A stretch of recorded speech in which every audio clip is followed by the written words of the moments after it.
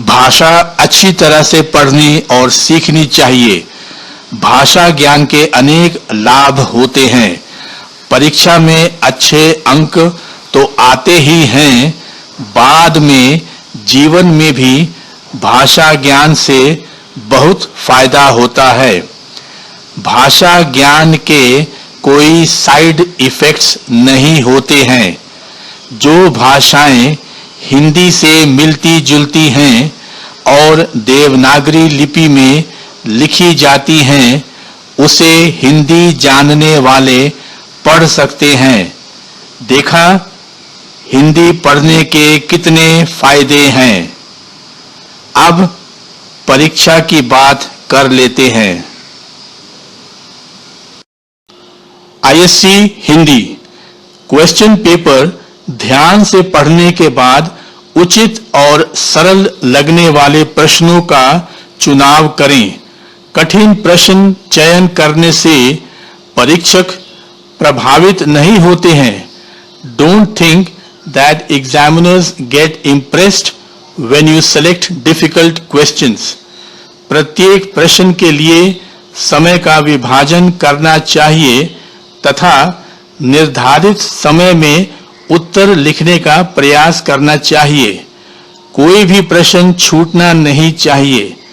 Divide the time for each question and try to complete the answer within the calculated time.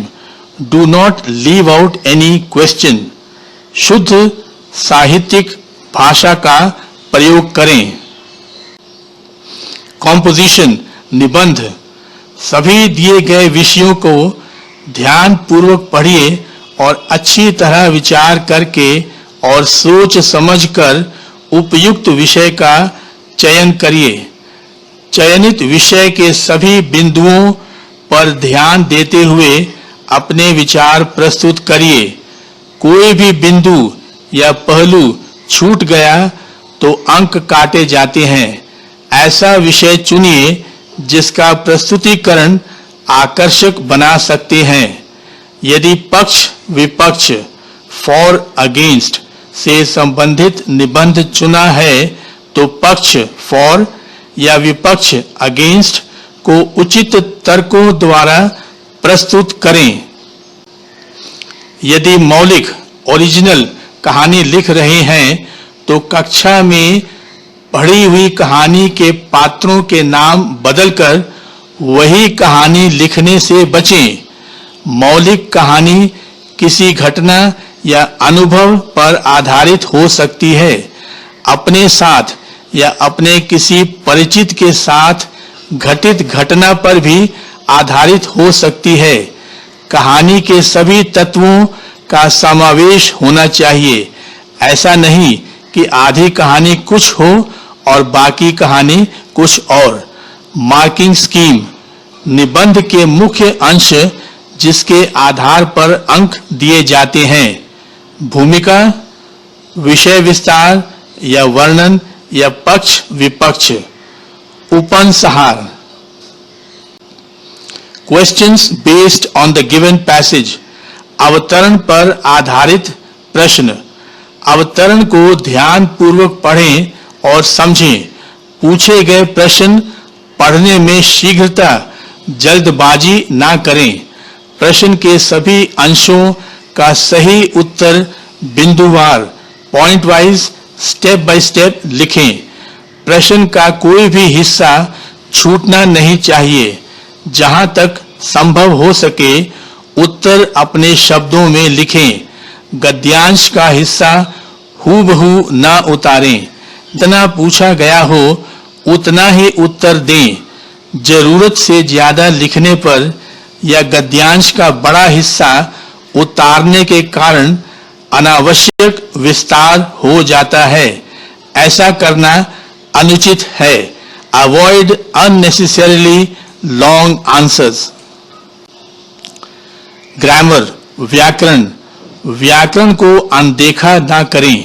Don't neglect grammar. मन लगाकर मेहनत करें और व्याकरण के विभिन्न अंशों का समुचित अध्ययन करें। सुफल अवश्य मिलेगा। you will surely get the benefit. अशुद्ध वाक्य को 2-3 बार पढ़ने और विचार करने के बाद ही वाक्य शुद्धि करें. मुहावरे एक रोचक विषय है, इंटरेस्टिंग टॉपिक. मुहावरों के अर्थ भली भांति समझकर याद करें ताकि वाक्य गठन और प्रयोग सही हो. Prescribed text books. कहानी बारीकी से पठन करें. संक्षिप्त व्याख्या, पात्र परिचय और चारित्रिक विशेषताएं पर ध्यान दें. मुख्य तथ्यों को नोट कर लें. इससे उत्तर देने में समर्थ हो सकेंगे. केवल कहानी का सारांश, समरी पढ़कर उसी पर निर्भर करने से काम नहीं चलेगा. उत्तर लिखने से पहले प्रश्न को अच्छी तरह पढ़ें और समझें और जो पूछा गया है उसी का उत्तर क्रम अनुसार लिखें. चरित्र चित्रण की शैली सीखनी चाहिए और अभ्यास करना चाहिए. चरित्र चित्रण वाला प्रश्न का उत्तर सही और बिंदुवार लिखना चाहिए. 5 से 6 चारित्रिक विशेषताएं पर्याप्त हैं. पाठ से ली गई पंक्तियां उद्धरण चिन्हों कोटेशन मार्क्स में लिखें. कविता का मूल कथ्य, भाव और सरलार्थ का ज्ञान होना चाहिए. इसके शाब्दिक एवं गूढ़ अर्थ दोनों से परिचित होना चाहिए, तभी सही उत्तर लिख सकेंगे. कविता की मुख्य पंक्तियां लिखकर कंठस्थ करनी चाहिए. उपन्यास पढ़ते समय प्रत्येक अध्याय का समुचित अध्ययन करें ताकि हर एक घटना क्रमवार तरीके से याद रहे. प्रत्येक घटना से जुड़ी बातों को अच्छी तरह समझें और याद रखें. उपन्यासकार का नाम, किस प्रकार का उपन्यास है, उसका उद्देश्य, पृष्ठभूमि, देशकाल तथा परिवेश, इन बातों का ज्ञान होना चाहिए. नाटक का अध्ययन करते समय प्रसंग और पात्रों के चरित्र की जानकारी होनी चाहिए. प्रसंग का अर्थ है किस समय, किसके बीच, किस विषय को लेकर बात हो रही है. हिंदी विषय को वैकल्पिक विषय, ऑप्शनल सब्जेक्ट नहीं बल्कि एक लाभदायक विषय मानते हुए एकाग्रचित्त होकर पढ़ाई करें. यहाँ पर बताए गए सुझावों को गांठ बांध लें. सफलता आपके कदम चूमेगी. धन्यवाद.